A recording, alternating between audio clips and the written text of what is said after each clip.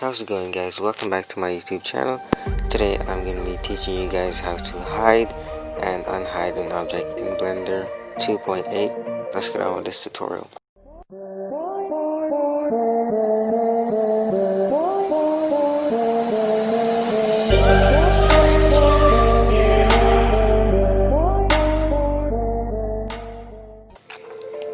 So this is going to be a really short tutorial.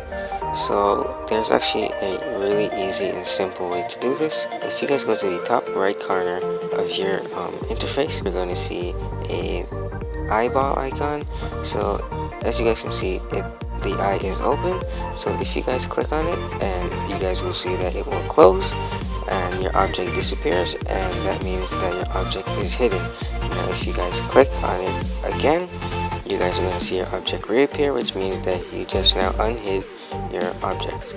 So yeah guys, that's going to be all for this tutorial today. It was really short, but I hope you guys enjoyed. I hope you guys learned some things from it, and yeah.